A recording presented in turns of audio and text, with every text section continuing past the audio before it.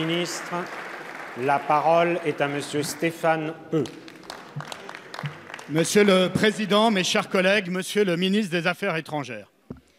Vendredi dernier, la manifestation pacifique réunissant plusieurs dizaines de milliers de Palestiniens le long de la bande de Gaza a été réprimée par l'armée israélienne. Le bain de sang a fait au moins 18 morts et plus d'1 millier de blessés.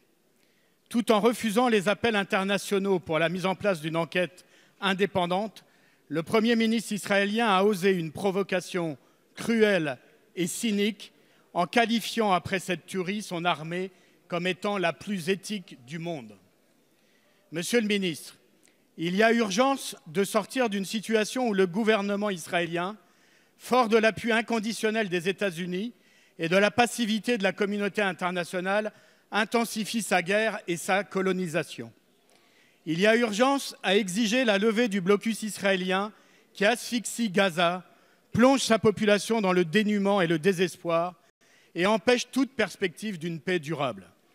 Monsieur le ministre, la remarque de la France aux autorités israéliennes, leur demandant de faire preuve de retenue, sonne comme une nouvelle carte blanche. Très inquiets d'une escalade meurtrière, nous en appelons au sens des responsabilités du président de la République pour qu'il s'engage fermement en faveur d'une action diplomatique rapide et volontariste. Sans attendre, la France doit apporter son soutien au secrétaire général des Nations Unies pour l'ouverture d'une enquête internationale indépendante et transparente. Monsieur le ministre, le gouvernement français compte-t-il sortir de sa stratégie de complaisance et de soutien au gouvernement israélien pour s'engager résolument en faveur des droits du peuple palestinien?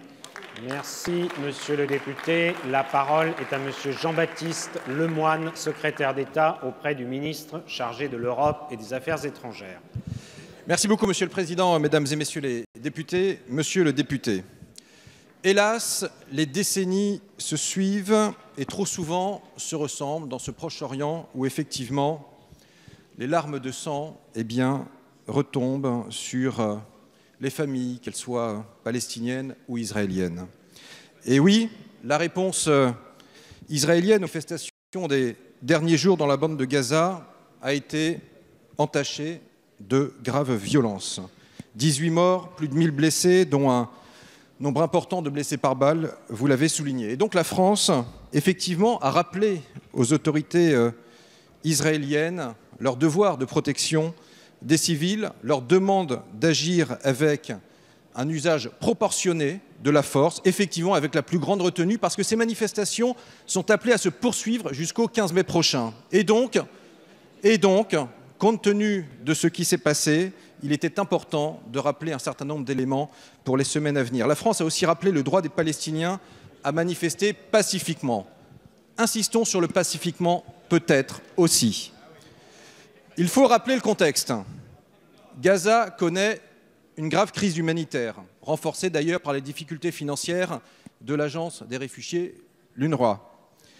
Par ailleurs, il est donc urgent que Israéliens, Palestiniens puissent enfin travailler, se mettre d'accord sur la levée de blocus, des garanties de sécurité crédibles aussi pour Israël, parce que des tunnels offensifs ont été trouvés, parce que des explosifs ont visé des soldats aussi israéliens. Et donc, il est important, je crois, et nous le croyons, que le droit, tout le droit, soit respecté, c'est-à-dire la mise en place de 2 États, reprendre les négociations sur cette base-là, et faire en sorte que le Conseil de sécurité de l'ONU continue à rester activement saisi du sujet.